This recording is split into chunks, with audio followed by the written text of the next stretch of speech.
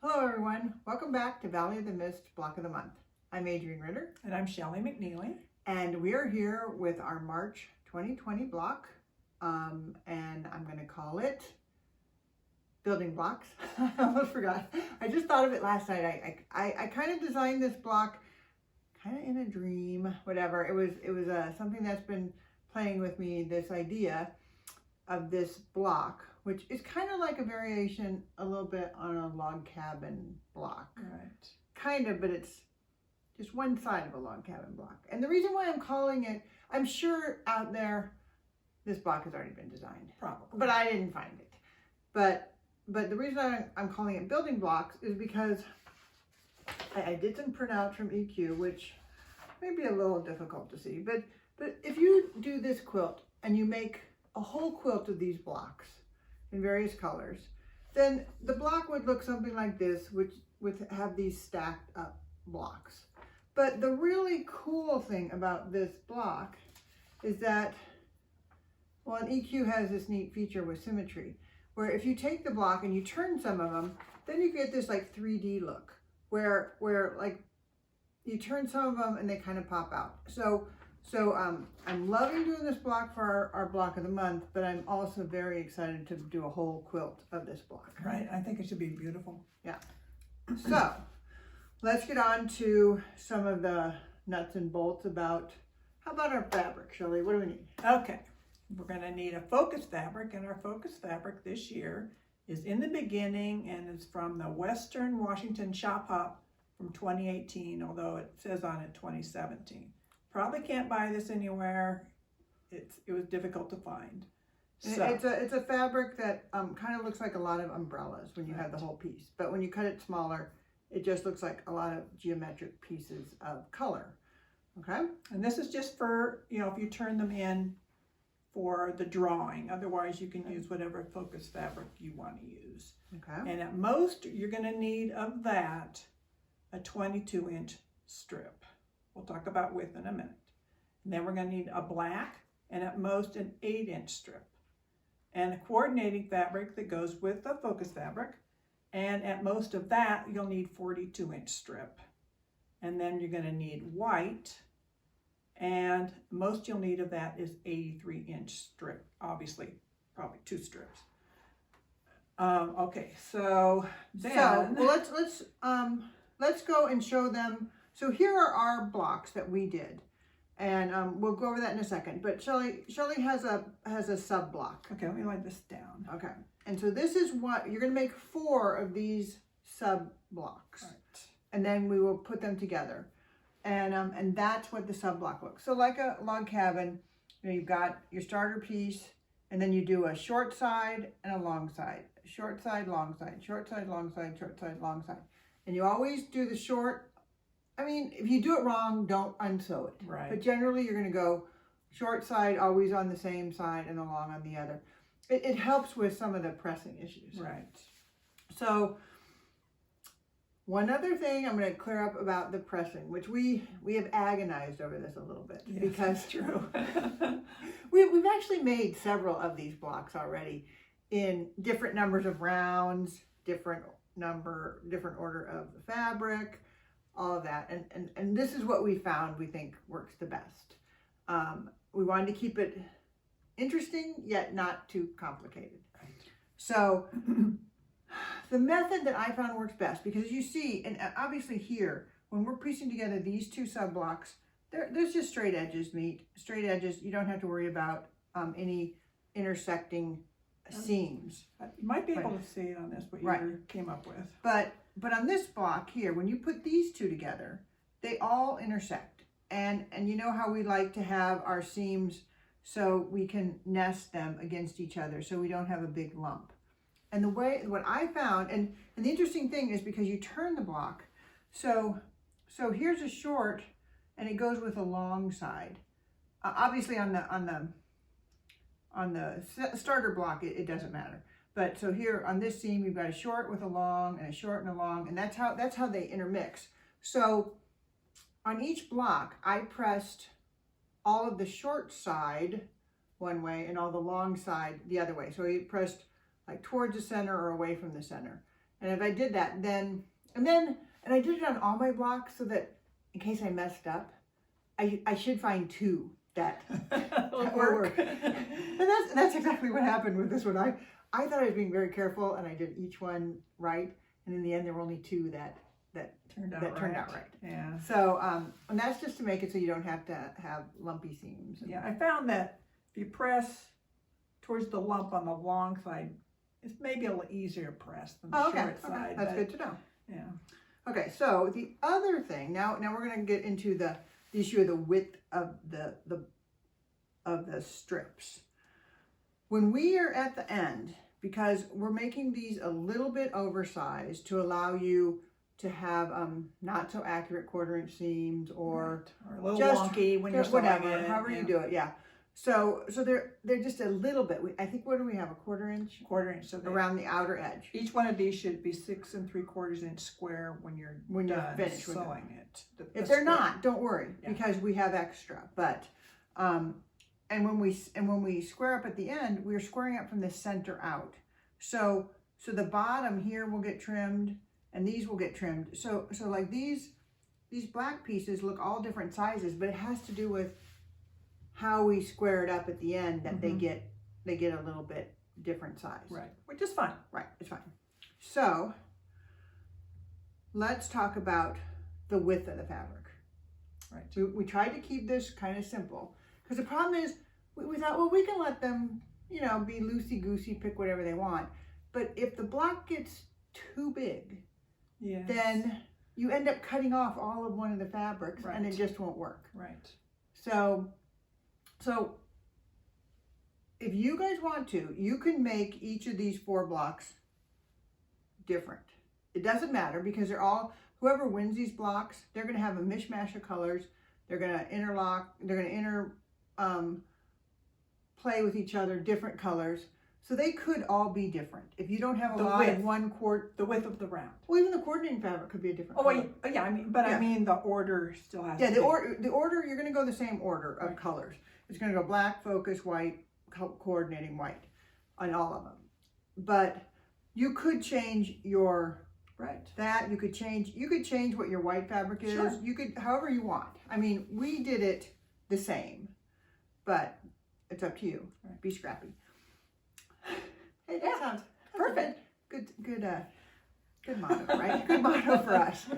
Okay, so we came up, to be honest, Shelley came up with easy measurements for us to go with for these strips. So you don't have to think about it too much. So what do they get to choose? Okay, 2 of the rounds need to be 2 inches wide. 2 of the rounds need to be 1.5 inches wide, and 1 round 1 3/4 inches wide. You can pick how you want to do it. And it can intermix however you want. I will say that now Shelley is kind of going rogue on this one she's doing today. And her white, it takes 2 strips of the white fabric. So that one is easiest if you actually pick either the 2 inch or the 1.5. So you can have 2 of the same, but you don't have to. Right. So so you can mix it up however you want. So like in this one, I think that was, the blacks are 1 3/4, these 2 are 1.5, and these 2 were 2. Now when I finished that, I thought, wow, that is a lot of white. And I'm okay with that. It looks fine. But so the one I do today, I mixed it up, and I'm doing my whites as 1.5 inch to see how that looks differently. Yeah, I'm doing one of mine 1.5. Yeah. Okay, so what we're going to do now, the first thing we're going to do, first thing you need to do is decide which width you want of your fabrics. The only other comment I can make is if you do the black 1.5, which I did you do? Mine was, on I think this was one, 1 3/4. And because you are trimming, it's going to get small if you use that as 1.5, but it's up to you. Right, it's up to you. So what we're going to do is we're going to go away and we're going to do our first round, which would be, you've got your, so I've got a strip of black, and mine is 2 inches wide. So I'm going to cut this into 4 2x2 pieces. So whatever it is, you need squares. If you go with 1.5, you need 4 1.5 by 1.5, whatever. Okay. And if you're actually, I think, don't you think if you're doing all four the same, you might want to make them, you know, chain piece as you're going. Right, but I find it easier to lay these on top of the next round. Oh, okay. Right. Okay. Because these are small. Right. You're right. So, you're right. Right. I mean, I guess you could just do this and then subcut it after. Yeah. I think it just makes it so you get less confused, maybe. Right. Right. Yeah. Yeah. So you could. Yeah. I don't have to you know, now that you mentioned that, I don't have to pre-cut that. I can just go and sew these two together, and then cut 2-inch pieces. Right. Well, but I cut mine all to the right length. That way I know when I'm sewing them together, I'm sewing the right things together. wow. Okay, so you're gonna take your black and you're gonna sew the short side on one side, press it, and then sew on that little bit longer piece. Okay? So when we come back, we'll have just our first round done. All right, so as you can see, we have sewn this first round on, and interestingly enough, Shelly and I did them different. She's left-handed. I am. So I did the short one and then the long one, and she did the short one and the long one. But it doesn't matter. You just whatever order you do, try to keep with that as you sew. It's somewhat easier, I think, and the pressing and everything else. Right, if you kind of keep it the same. Yeah. And actually, the other thing that so our next round is white. White. Correct? Yeah, Yes. it's white. Okay. So like we said, you're going to strip sew these. It's the easiest way to do it. And if you've ever done a quilt like the Eleanor Burns method, that's her big thing, is strip piecing. So so on this one, I'm going to go back, and now I'm sewing, and remember, don't sew any more against the black. If you've got the black against fabric, you're sewing on the wrong side. So I'm going to sew this side on first, which is the shorter side, and then this one will be the longer side. So I'm just going to take this and I'm going to line it up, and I'm going to line them up on my white, and I'm going to sew that, and then I'm going to line up the next one just right below it, and I'll cut them at the end. That's strip piecing. I'm sure you guys have all done that.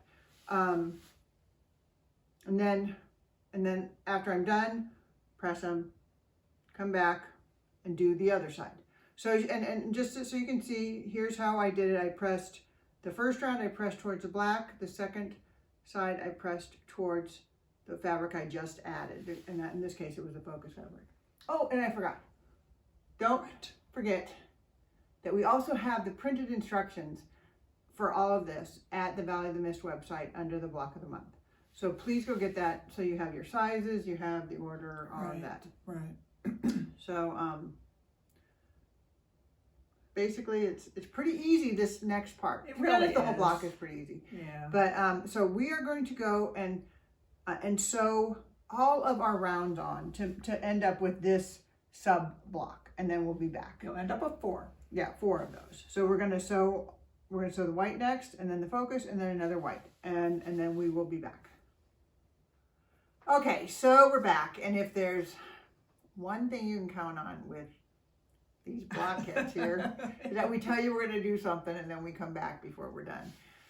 Anyway, what I forgot that I wanted to mention was that when you get to, so we have both these up because Shelly finished this one already. But anyway, so on the white, you're going to put down 2 rounds of white. And if you've used the same width of fabric on the white, I just want to tell you a little tip to make it so that you actually can most efficiently use your white fabric. So I sewed on this one, and now I'm about ready to do another white strip. And I'm going to sew, I have a short side to sew. And then the next side is long side, obviously, because I've added fabric until it gets longer. So if I use this on the short side, I can get 1, 2 pieces. Oh, actually that's gonna work. But sometimes you have just enough, really to get 2 pieces from the long side. So yeah. I'm just saying that check to see which is, if I fold this in half, well, this will be the long side, it'll be too short, because when I do that, so here's done in half, but if I have this sewn on there, see, that's not enough fabric. Adriane, that was really complicated what you're trying to show. That wasn't the best method. But you can see it won't really be quite enough. But check, because depending on the order that you have done your widths of fabric, Right. this might be more effectively used on the longer piece than on the shorter piece. Right. And that was all we wanted to comment on. Okay, so now really when we come back, we will have these sub blocks all done. Right. Okay, thanks. Okay, so we're back. We have our 4 blocks. Shelly has hers pre-laid out how they're gonna go. I just wanted to show one thing.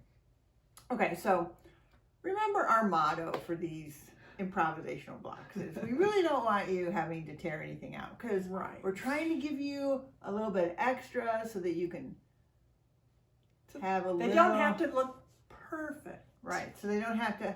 And plus, like we said in this block, you can have different widths for different ones. Right.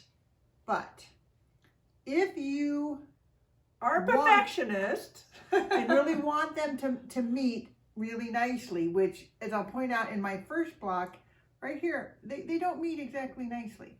Shelly's look perfect on her. They really but aren't. It looks pretty good. Yeah. But okay, so I wanted to show you on here, and this variation, I'm going to give you all a pass on, because this variation can happen just because you're pressing them different directions. Yeah. I mean, theoretically, you're. I know. Yeah, you can, because you're pressing all one way or all the other way. There's a lot of pressing, and if you think you're not right, try repressing it. Right, Yeah. or even better. I want to show you. So right here, my blues kind of don't match up, and these look a little bit off. So you know what's the miracle of this block? We have 4 of them. So let me find a better one. So these are the 2 you wanna look at, see how they match. Are they gonna look good?